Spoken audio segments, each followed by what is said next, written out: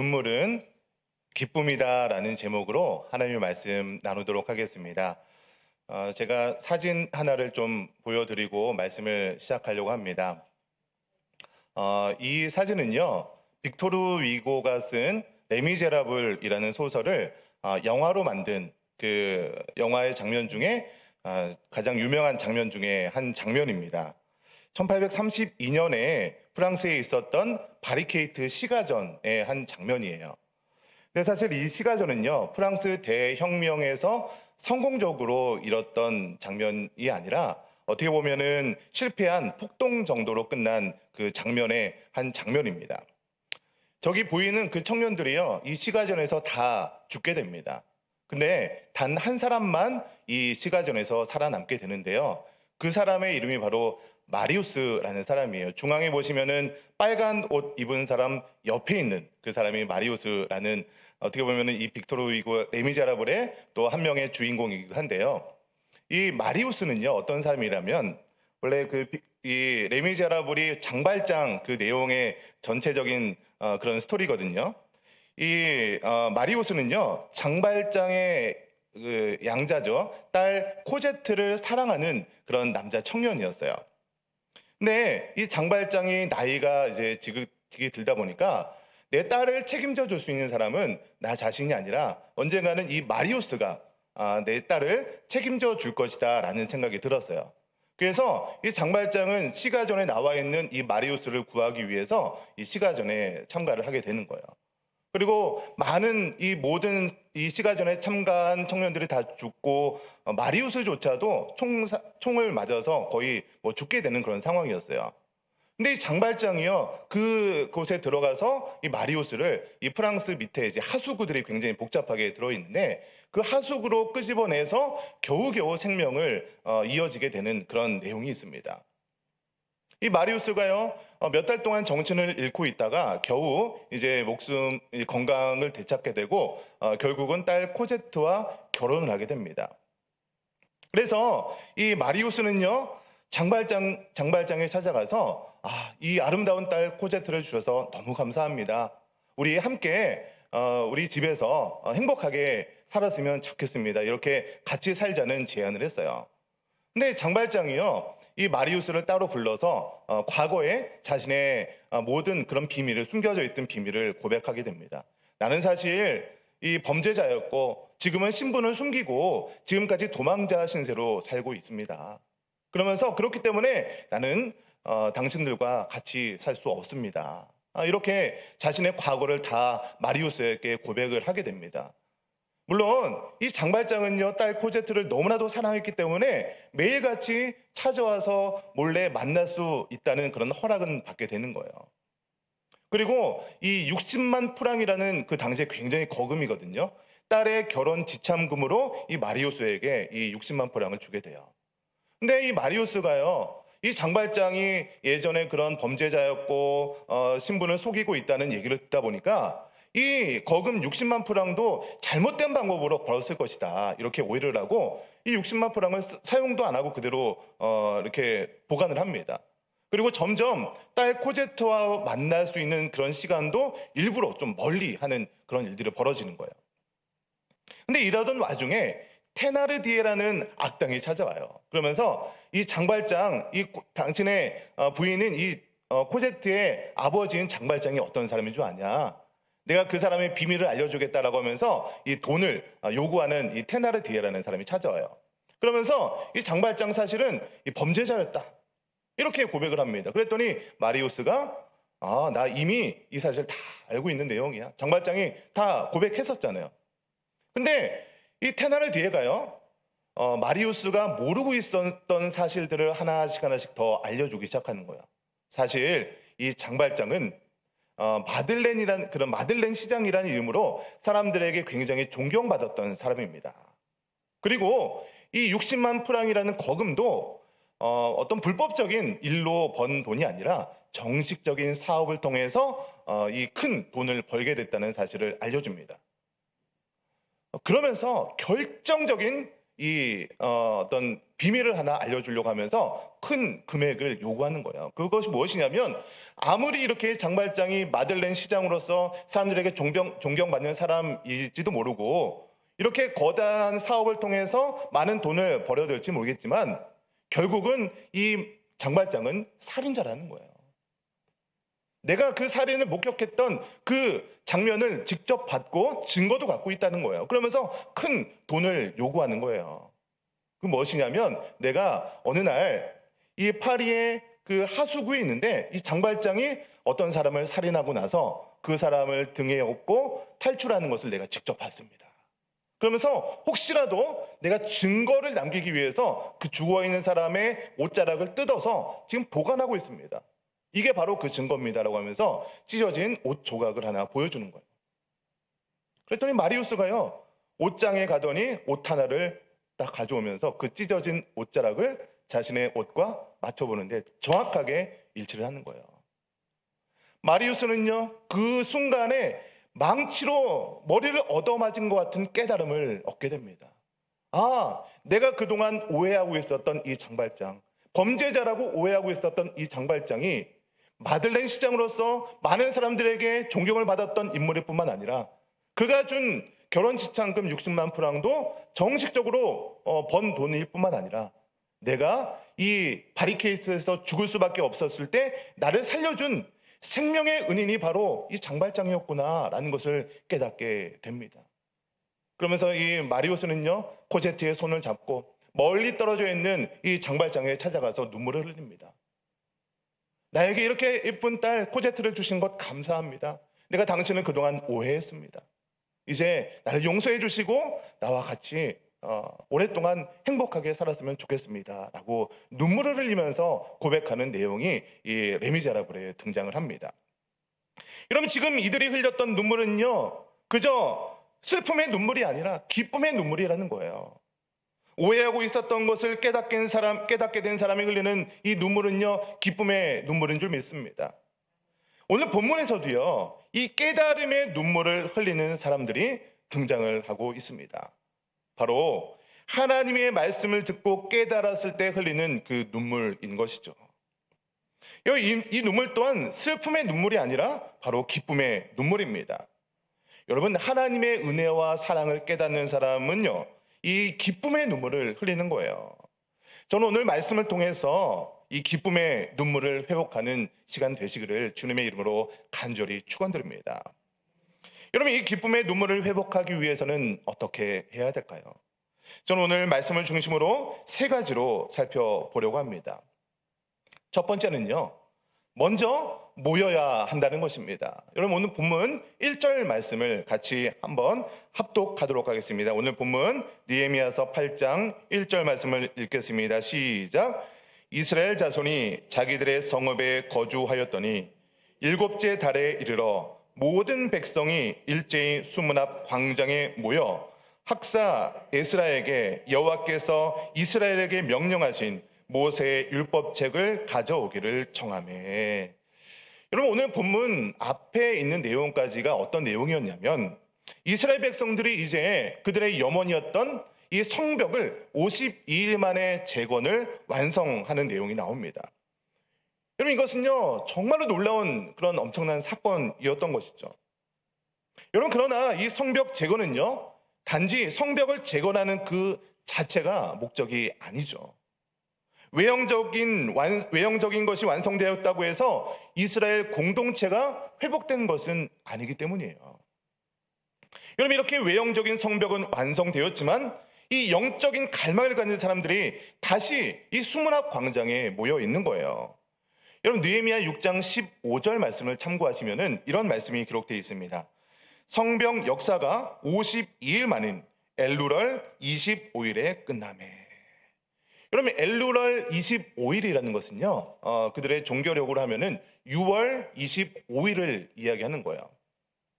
그리고 오늘 본문에서 7월 초하루에 다시 모이기 시작하거든요. 7월 초하루가 7월 1일이잖아요. 그러니까 6월 25일부터 7월 1일까지 한 5일 정도 시간을 두고 다시 모였다는 것입니다. 여러분, 이스라엘 백성들이 그동안에 성벽 재건 공사를 하는 기간 동안에 얼마나 많은 노력을 했겠습니까? 집중적으로 52일 만에 성벽 재건 공사를 하다 보니까 좀 많이 육체적으로도 많이 피곤했을 수도 있습니다.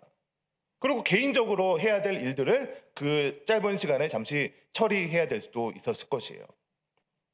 그러나 이스라엘 백성들은요, 이 5일 정도의 잠시의 시간을 지난 이후에 다시 예루살렘에 모였다는 거예요. 여러분, 이스라엘 백성들은요, 이렇게 엄청난 일을 했음에도 불구하고 왜 다시 이 예루살렘 성에 모였을까요? 여러분, 이 외형적인 성벽의 재건은 완성했지만 이스라엘 백성들 가운데 뭔가 채워지지 않은 이 영적인 갈망이 있었기 때문이라는 거예요. 여러분, 사람들이 뭔가 커다란 프로젝트를 하고 나면 갑자기 어떤 그 허무한 감정들이 몰려오는 것을 경험하게 됩니다. 주로 연예인분들이 이런 감정을 많이 경험한다고 합니다.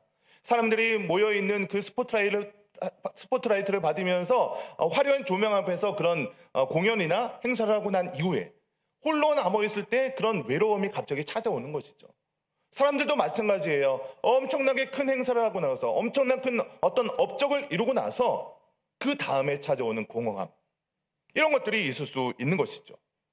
여러분, 하나님께서 이러한 영적인 갈망을 채워주시는 방법은요, 바로 관계의 회복을 통해서 주어집니다. 여러분, 첫 번째는요, 하나님과의 관계의 회복을 통해서 이 영적인 갈망을 채워주시는가 하면, 두 번째는 사람과의 관계를 통해서 회복해 주신다는 거예요. 여러분, 이런 관계의 회복은요, 이 개인적으로 일어나기도 하지만 사람들이 모였을 때 이 파급 효과가 엄청나게 커지게 되는 것입니다. 여러분, 요즘 제가 광고 시간에도 잠깐 언급해 드렸지만 교구별로 대신방이 진행되고 있습니다. 2년 넘게 코로나로 인해서 성도님들의 가정마다 방문하지 못했던 시간이 벌써 2년이 넘어갔어요. 근데 지난주부터 우리 성도님 집을 직접 방문해서 그동안에 어떻게 지나셨는지 이야기도 듣고 또 기도 제목도 나누고 또 그 가정에 필요한 말씀을 나누고 있습니다. 여러분, 이러한 어떤 가정 신방, 어떻게 보면 커다란 뭔가 있습니까? 별거 아닐 수도 있어요. 그런데 지금 이 각 가정마다 이루어지는 신방을 통해서 정말로 놀라운 일들이 벌어지고 있다는 것이에요. 물론 저희가 우리 교육자들이 새로 부임한 지가 벌써 3년이 횟수로는 3년이 돼 가거든요. 그러다 보니까 주일마다 인사도 자주 드렸고 그리고 전화 통화도 자주 했었습니다. 그런데 직접 그 집에 방문해서 그분들의 이야기를 듣고 그 가정에 필요한 말씀도 나누고 서로 기도하고 축복하다 보니까 이제서야 우리 가정을 위해서 기도해주는 교구 목사님으로, 우리 목사님으로 받아들이기 시작했다는 거예요. 그러고 나서 교회에서 그분들의 얼굴을 보니까 너무 반가운 거죠. 사람과의 관계들이 회복이 되는 거예요. 뿐만 아니라 사람과의 관계뿐만 아니라 그 관계 속에서 하나님과의 관계까지 회복되는 역사들이 일어나고 있다는 것입니다. 여러분, 그래서 하나님께서는요, 이러한 사람들의 모임을 통해서 이렇게 일하시는 분이라는 거예요. 여러분, 그런데 이러한 모였을 때, 이러한 모임이 있었을 때 무슨 일을 해야 되는가? 그것이 중요한 것이죠. 여러분, 이스라엘 백성들은 모여서 무엇을 했을까요? 1절 말씀을 보니까 이스라엘 자손이 자기들의 성읍에 거주하였더니 일곱째 달에 이르러 모든 백성이 일제히 수문 앞 광장에 모였죠. 일단 모였을 때 무엇을 하느냐? 학사 에스라에게 여호와께서 이스라엘에게 명령하신 모세의 율법책을 가져오기를 청하매. 하나님의 말씀을 듣기를 원했다는 거예요. 다른 것이 한 건 아니라 하나님의 말씀을 듣기 원했다는 거예요. 여러분, 이 분위기를 한번 보세요. 지금 이 상황은요, 에스라가 백성들 다 모이세요, 내가 하나님의 말씀을 전하겠습니다, 이런 분위기가 아닌 거예요. 일단 백성들이 먼저 모였어요. 모이고 나서 학사 에스라에게 찾아갔어요. 그리고 나서 모세의 율법책을 가져와 주세요. 그 율법책에 뭐라고 기록되어 있는지 우리에게 들려주세요. 이런 분위기라는 거죠. 이때 무엇을 했습니까? 3절 말씀 같이 읽어보도록 하겠습니다. 우리 느헤미야서 8장 3절 말씀 같이 읽겠습니다. 시작. 수문 앞 광장에서 새벽부터 정오까지 남자나 여자나 알아들을 만한 모든 사람 앞에서 읽음에 뭇 백성이 그 율법책에 귀를 기울였는데, 여기 보니까 알아들을 만한 모든 사람 앞에서 모세의 율법책을 읽어줬다는 거예요. 여러분, 알아들을 만한 모든 사람이라는 것은요, 적어도 그래도 말귀를 알아듣고 이해할 수 있는 사람 정도가 되겠죠. 뭐 우리로 하면 한 초등학생 정도 될까요? 물론 그 이하도 알아들을 수는 있을 거예요. 근데 이 모든 사람들이 하나님의 말씀을 듣기 위해서 수문 앞 광장, 그곳에 모였다는 거예요. 그곳에 좀 사람들이 좀 많이 모일 수 있는 그런 공간이 있었거든요. 근데 그 하나님의 말씀을 얼마나 전했냐면 새벽부터 정오까지 전했다는 거예요. 뭐 한 새벽부터 정오까지라면 한 새벽 6시 정도부터 한 12시 정도까지 될까요? 6시간 정도를 장작 하나님의 말씀을 전하고 있었다는 거예요. 여러분, 우리 어떻습니까? 예배 시간이 1시간만 넘어가면 이제 점점 이제 시계를 쳐다보기 시작합니다. 몸이 베베 꼬이고요. 뭐 집에 뭐 해야 될 것이 막 떠오르기 시작합니다. 오늘 이렇게 목사님 설교가 왜 이렇게 기시지? 왜 이렇게 배고프지? 막 여러 가지 생각이 떠오릅니다. 여러분, 그런데 이들은요, 하나님의 말씀에 대한 영적인 갈망이 있었던 거예요. 여러분, 당시에는요, 성경책이 우리 지금처럼 이렇게 모든 사람에게 보급되어 있는 시대가 아니에요. 성경을 두루마리로 이렇게 보관해서 그것을 펼쳐서 읽었던 시대입니다. 그러니까 모든 사람에게 그런 성경이 다 전해지지 않았고요. 사본조차도 그렇게 많은 시대가 아닙니다. 그리고 지금은요, 포로 귀한 시대잖아요. 그러니까 이 성경책이 모세의 율법책, 이것이 얼마나 소중한 시대였겠습니까? 근데 그 말씀을 에스라한테 찾아가서 모세의 율법책을 좀 가져다 주세요. 어딘가 보관되어 있겠죠. 그래서 가져와서 우리에게 읽어달라고 요청하고 있는 장면입니다. 그런 이 말씀에 대한 귀중하고 소중한 그런 마음이 있다 보니까 이 새벽부터 정오까지 하나님의 말씀을 낭독하고 읽음에도 불구하고 전혀 지루하지 않고 너무나도 감사한 시간을 보내고 있다는 것입니다. 이들은요, 하나님의 말씀을 듣는 태도부터가 다른 거예요. 우리 5절 말씀도 같이 읽어볼까요? 우리 8장 5절입니다. 시작. 에스라가 모든 백성 위에 서서 그들 목전에 책을 펴니 책을 펼 때에 모든 백성이 일어서서 하나님의 말씀을 들었다는 거예요. 여러분, 제가요, 뭐 설교하면서 이제 하나님의 말씀을 전하니까 여러분 모두 일어서세요, 뭐 이 말씀을 드리는 것이 아니에요. 일어서고 앉고 이 어떤 형식적인 이것을 말씀드리는 것이 아니라 이들이 하나님의 말씀을 대하는 태도를 지금 말씀드리고 있는 것이죠. 얼마나 이 하나님의 말씀을 듣는 이 소중하고 간절한 마음으로 일어서서 장작 6시간 동안 그 말씀을 들었다는 것이죠. 뿐만 아닙니다. 에스라가 하나님의 말씀을 전할 때 백성들이 어떻게 반응하고 있죠? 6절 말씀도 같이 읽어보겠습니다. 6절입니다. 시작. 에스라가 위대하신 하나님 여호와를 송축하며 모든 백성이 손을 들고 아멘 아멘 하고 응답하고 몸을 굽혀 얼굴을 땅에 대고 여호와께 경배하니라. 손을 들고 말씀을 들었대요. 그리고 말씀을 전할 때마다 아멘 아멘, 그리고 몸을 굽혀 얼굴을 땅에 대고 여호와께 경배했다라고 기록하고 있다는 것입니다. 여러분, 오늘날 우리가 예배를 드릴 때 하나님의 말씀을 대할 때의 태도와 뭔가 좀 다르지 않습니까? 여러분, 요즘은요, 기술이 너무나도 많이 발달했습니다. 예배 드리는 것이 너무나도 편해졌죠.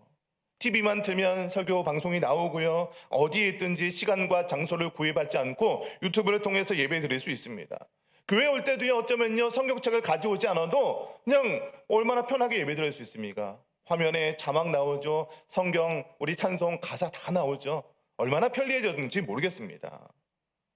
여러분, 그런데 예배를 드리는 것이 편리해지는 것은 필요합니다. 현대인에게 맞춰서 이렇게 하는 것 자체는 필요합니다. 그런데 그러다 보니까 예배를 드리는 자체에 대해서 너무나도 편하게 생각할 때가 있다는 것이에요.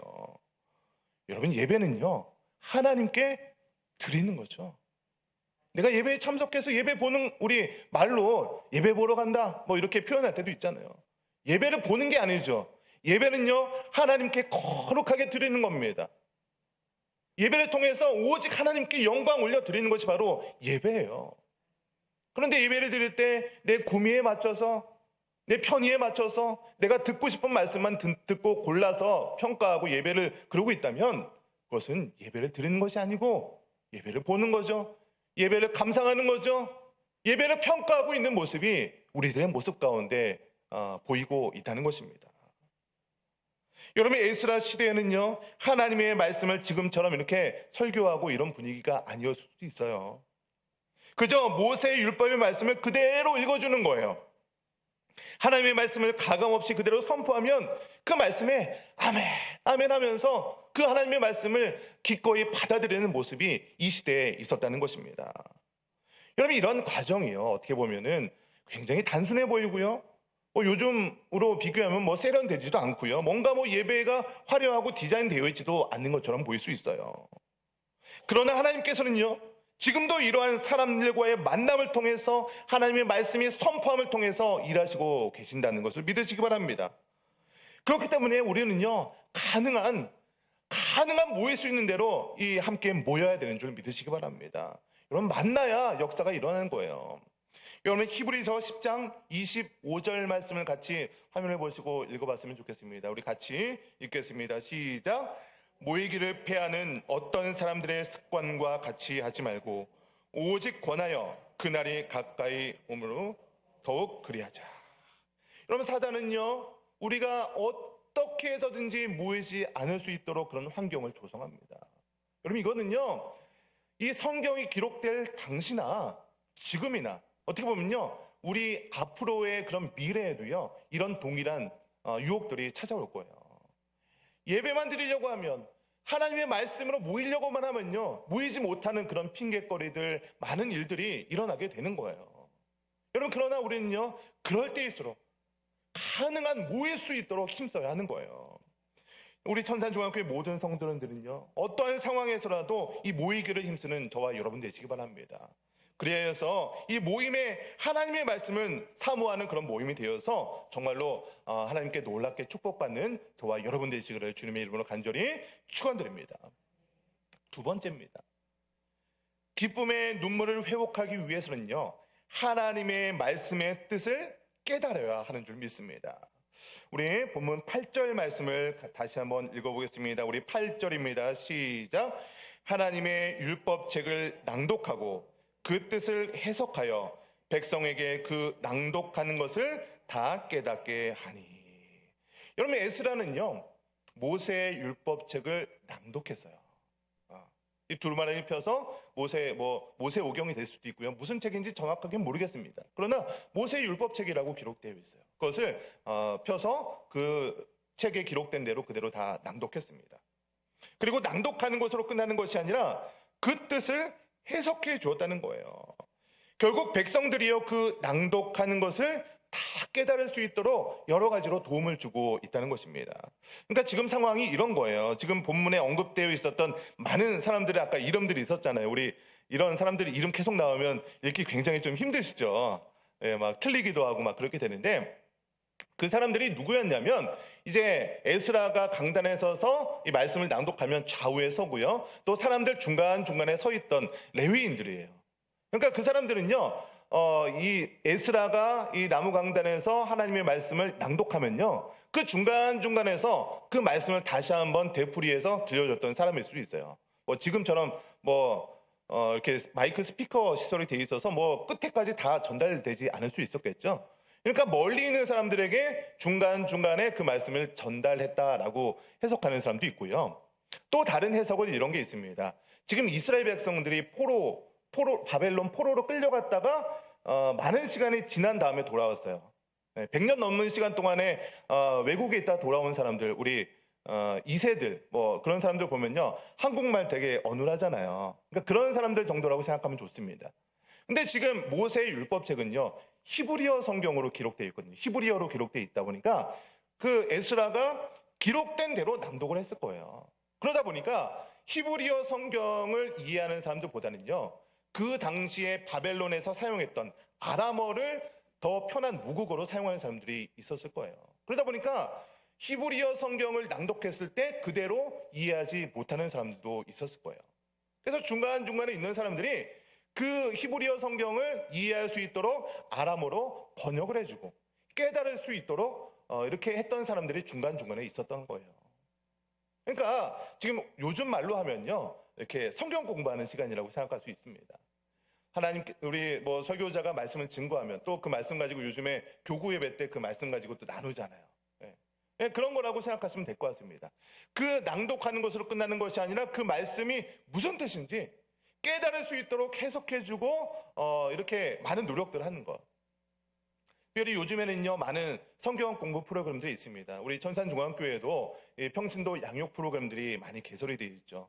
성경 관통이라든지 제자훈련이라든지 여러 가지 사도신경이라든지 그런 많은 것들이 개설이 되어 있습니다. 여러분, 그래서요, 하나님의 말씀은요, 이해를 하셔야 됩니다.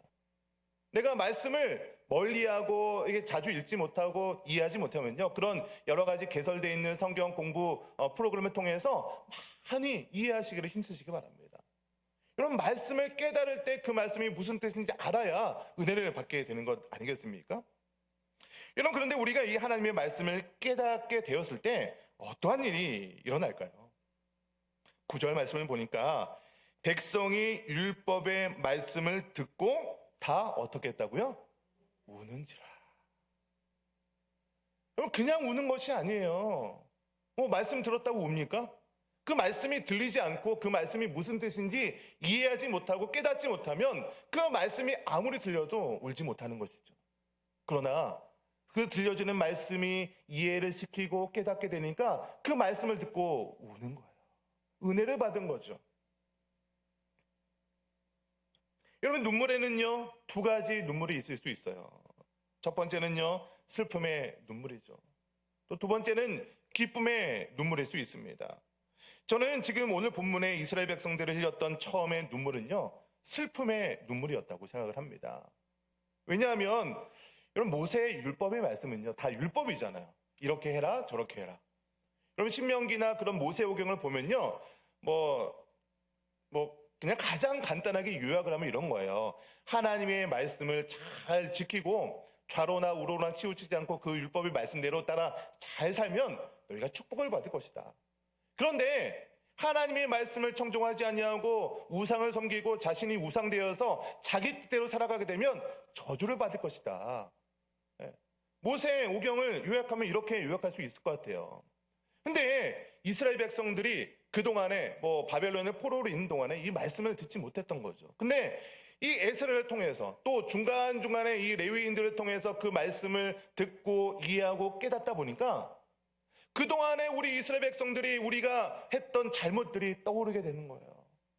내가 이렇게 살았어야 되는데, 하나님의 축복을 받기 위해서는 이러한 삶을 살았어야 되는데 그동안 우리 이스라엘 백성들이 이래서 멸망했구나, 이래서 우리가 바벨론 포로로 끌려갔었구나, 우리 돌아오고 나서도 이러한 삶을 살았기 때문에 지금까지 우리가 힘든 인생을 살아가고 있구나. 그것을 깨닫다 보니까 슬픔의 눈물을 흘리고 있게 되는 거예요.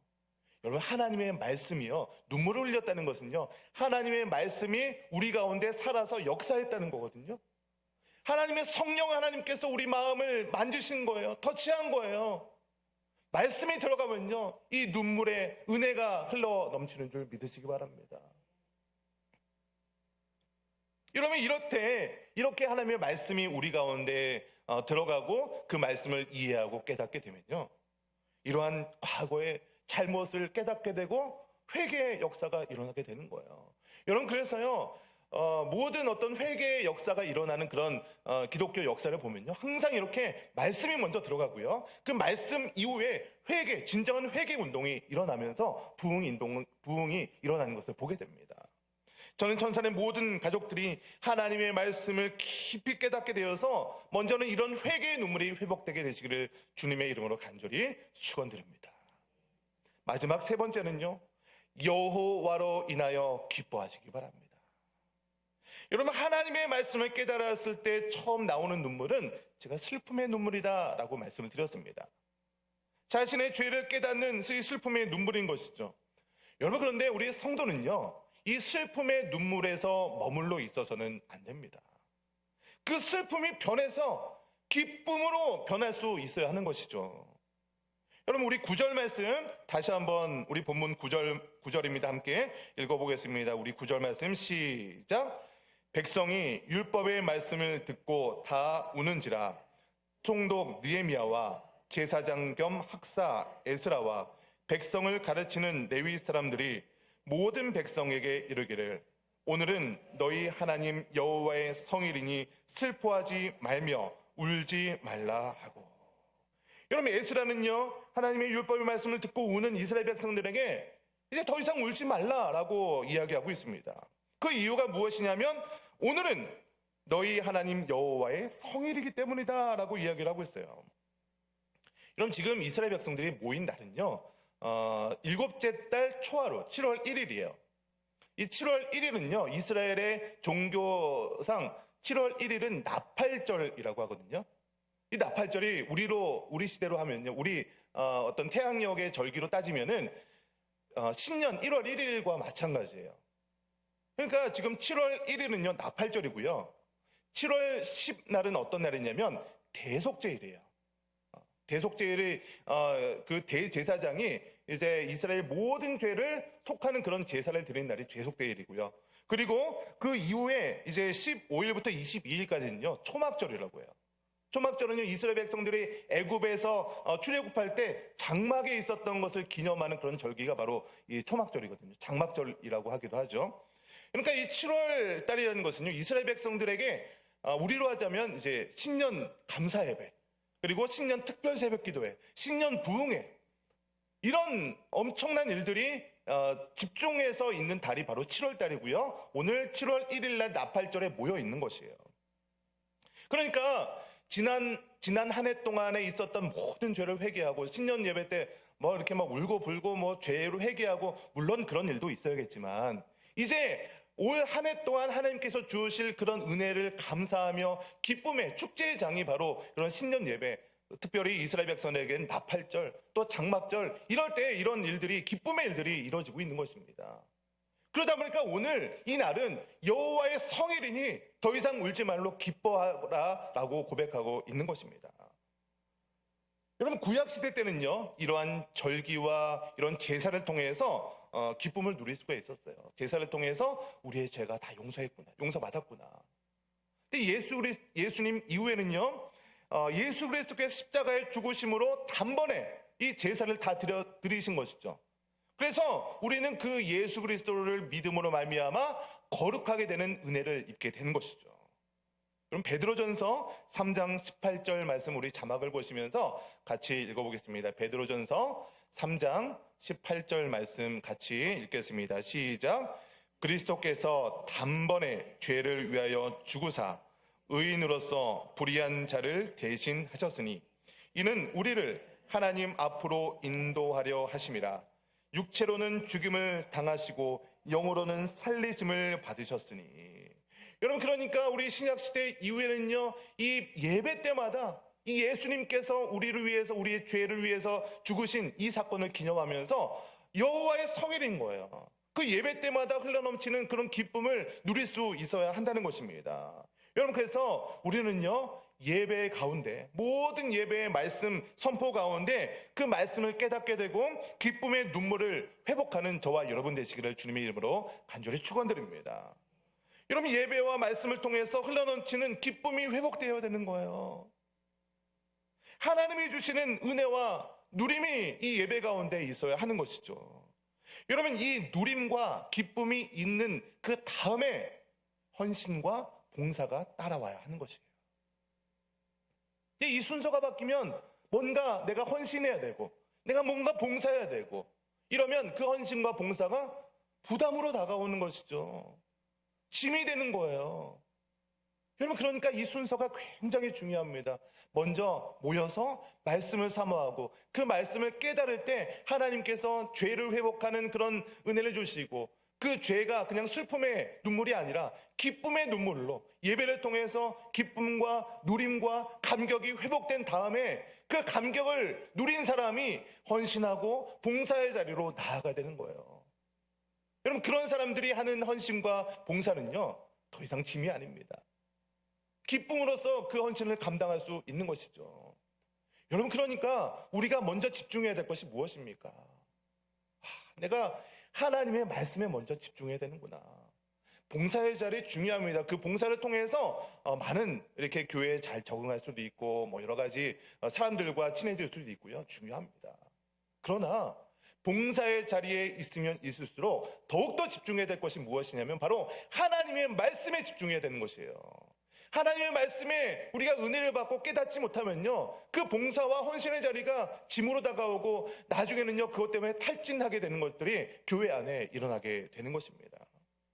저는 우리 천산의 모든 가족들이요, 먼저 이 말씀 가운데 주어지는 예배의 기쁨과 감격을 회복하게 되시기를 주님의 이름으로 간절히 축원드립니다. 여러분, 하나님의 말씀을 듣고 울어본 지가 언제입니까? 기억을 한번 떠올려 보세요. 내가 말씀을 듣고 설교 말씀 가운데 성경책을 읽는 가운데 너무나도 감격돼서 나 같은 죄인이 하나님께서 나를 용서하셨구나, 이 감격이 있었던 때가 언제입니까? 최근에 흘렸던 그 눈물이 언제입니까? 1년 안에 있으십니까? 한 최근 10년 안에 있으십니까? 주일학교 때 20년, 30년, 50년 전에 흘렸던 눈물이 마지막 눈물이십니까? 여러분, 우리는요, 다른 것을 바라보는 것이 아니라 말씀을 통해서, 깨달음을 통해서 흘리는 눈물이 먼저 회복되어야 될 줄 믿습니다. 뿐만 아니라 그 눈물이 슬픔의 눈물로 남는 것이 아니라 하나님께서 주신 그 눈물이 기쁨의 눈물로 변화가 되어서 정말로 하나님께서 주시는 흘러넘치는 은혜를 경험하는 저와 여러분 되시기를 주님의 이름으로 간절히 축원드립니다. 말씀의 결론 맺겠습니다. 깨달음의 눈물을 회복하기 위해서는요, 첫 번째로 먼저 모이셔야 됩니다. 일단 모여야 되는 거예요. 하나님께서는요, 이 사람과의 만남을 통해서 역사하십니다. 만나서 세상적인 일들, 세상적인 그런 즐거움을 탐하는 것이 아니라 하나님의 말씀을 사모하시기 바랍니다. 둘째로 하나님의 뜻을 깨닫게 되시기 바랍니다. 말씀을 가까이 하시기 바랍니다. 주야로 그것을 묵상하는 우리 천산의 모든 가족들 되시기를 바랍니다. 기회가 될 때마다 이 평신도 양육 프로그램에 들어오셔서 하나님의 말씀을 배우시기 바랍니다. 마지막으로 여호와로 인하여 기뻐하시기 바랍니다. 여호와로 인하여 기뻐하는 것이 너희의 힘이니라. 오늘 본문에 그렇게 기록되어 있어요. 여호와로 인하여 기뻐하는 것이 너희의 힘이니라. 다른 것으로 인하여서 기뻐하는 것이 아닙니다. 세상의 물질과 어떤 세상의 권력과 어떤 세상의 쾌락으로 인하여 기뻐하는 것이 아니라 여호와로 인하여 기뻐하는 것이 너희의 힘이니라. 이것을 붙들고 오늘도 승리하는 저와 여러분 되시기를 주님의 이름으로 간절히 축원드립니다. 오늘 같이 말씀을 생각하면서 같이 기도하시기 바랍니다.